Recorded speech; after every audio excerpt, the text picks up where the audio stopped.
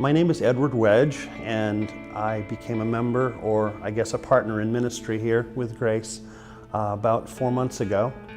My wife and I have been looking for a church for quite some time, and we were pleased, very pleased, to find Grace.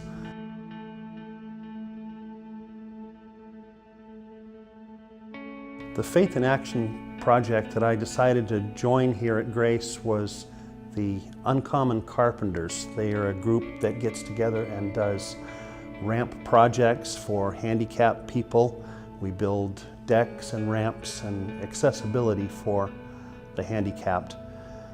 For this particular project, we went and built a ramp and deck for a handicapped individual.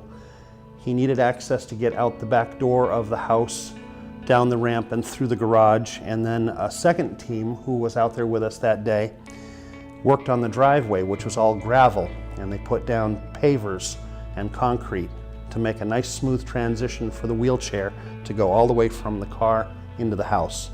I would have gone and tackled that project solo, but as it turned out, there was 30 of me out there that day, and it's amazing how much we can get done in such a short period of time.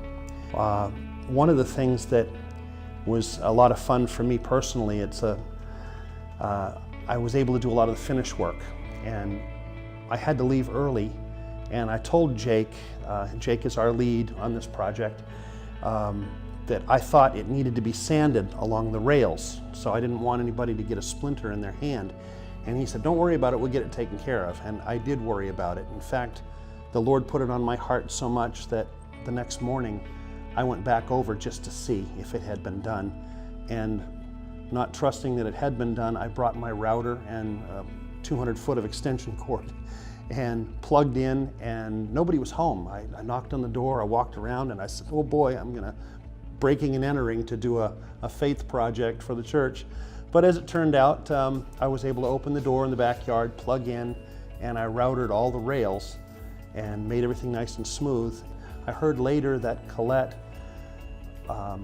came home and found that I had gone back and routed the rails, and she sent pictures and a nice letter to Jake letting him know how much she appreciated the fact that we came back and finished that part of the project. That day, I was blown away.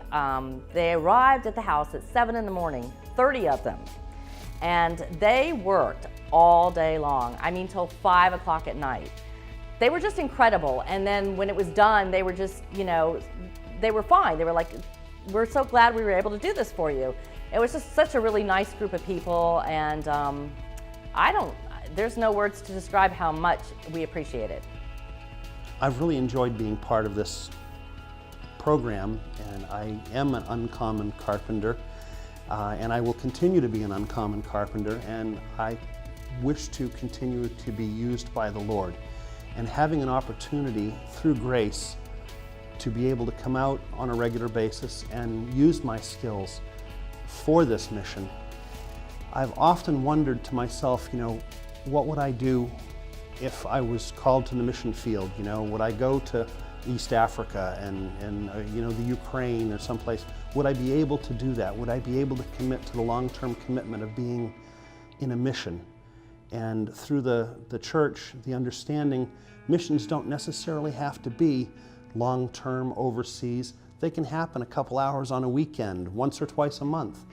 And because of that, I feel like I can commit to that, and I'm happy to continue to commit to that. It's nice to be part of a mission.